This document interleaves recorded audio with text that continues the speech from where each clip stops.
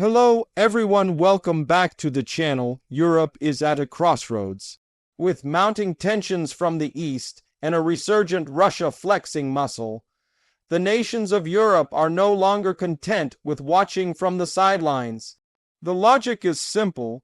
If history has taught anything, it's that peace doesn't always last by chance. Security must be built, maintained, and renewed. That's why in 2025, we are witnessing what might be the most ambitious defense revival since the Cold War. Governments, alliances, and entire populations reshaping how Europe defends itself. The first big sign of change is financial.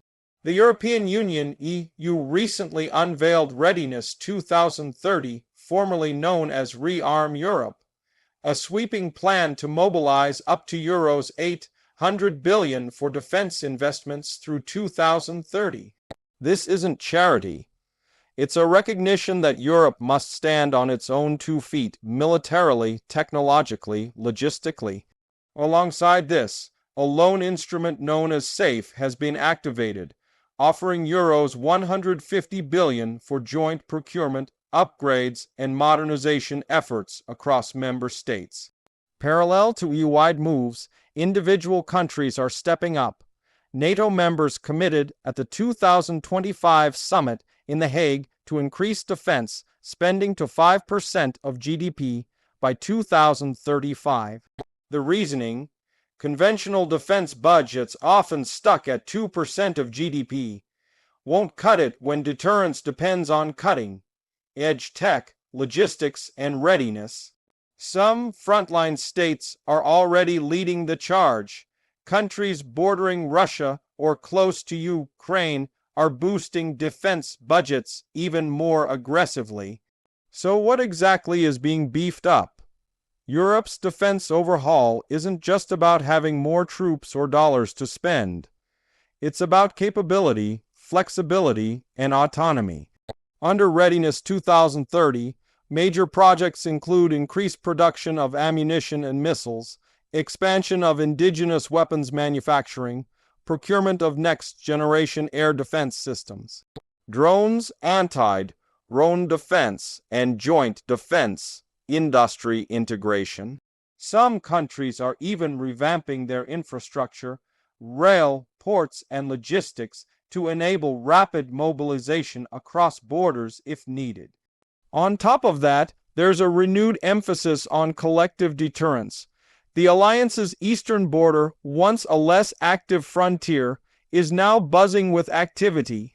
Joint air, sea, and land patrols, as well as shared command centers, are being established to guard against threats. Why all this urgency? Because, as many European leaders warn, Russia isn't retiring its ambitions anytime soon. According to the EU foreign policy leadership, Russia's defense spending now outweighs entire European budgets combined, a signal, they argue, of long-term aggressive intent. Recent events, drone incursions, cyber attacks, threats to critical infrastructure, have only reinforced fears that conflict could flare again, and soon. Still, this shift isn't just about preparing for war. It's about redefining what European security means in the 21st century.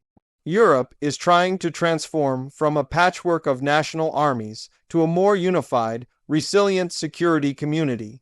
A community that can share logistics, munitions, technology, intelligence, and strategy, reducing dependence on external powers for defense while strengthening internal cohesion. But transformation of this scale doesn't happen overnight. There are massive challenges: coordinating procurement across dozens of nations, balancing national sovereignty with collective decision-making, and aligning economic, political, and military priorities. Some countries are economically weaker, some are more reluctant, others prioritize diplomacy over militarization. That divergence could weaken the unified stance Europe intends to build. Moreover, modern warfare isn't just tanks and fighter jets anymore. Cyber warfare, disinformation campaigns, drone strikes, infrastructure sabotage. These hybrid threats are harder to anticipate and harder to counter. Europe's new defense doctrine acknowledges that investments in cyber, defense, intelligence, sharing, and hybrid threat countermeasures have gained urgency because today's battlegrounds can be digital, not just physical. There's also a psychological dimension. The people across Europe are being asked to rethink decades of relative security. For many, peace and prosperity seemed permanent. Defense budgets were often criticized as wasteful or unnecessary in stable times. Now governments, analysts, and even citizens realize stability might have lulled them into complacency. A renewed sense of urgency is rising. Security isn't free, and freedom isn't guaranteed. That sense of urgency, at both state and public level, might produce some of Europe's most dramatic defense transformations in decades. Already, procurement timelines are being accelerated. Defense contracts are being signed at a speed unseen in recent past. Military infrastructure is being upgraded. Border regions are being equipped with modern defense systems. Defense production lines are being revived. If you ask what kind of Europe might emerge by 2030 or 2035, the picture is of a stronger, more unified, more ready Europe. A Europe where member states coordinate closely, share defense burdens, and maintain a robust deterrence posture. A Europe that doesn't just rely on old alliances, but builds new self-reliant security partners. But none of that is inevitable. The success of this project depends on commitment, financial, political, and societal. Countries must be willing to invest not just money, but trust and coordination. Citizens must accept that defense matters, even if the weapons never fire. And leaders must follow through on promises of cooperation, transparency, and strategic vision. If they succeed, Europe may reset its security paradigm, from reactive defense to proactive deterrence, from fragmented militaries to unified strategic force, from uncertainty to resilience.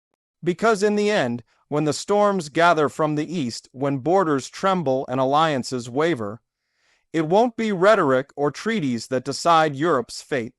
It will be readiness, unity, and resolve. A new chapter is being written.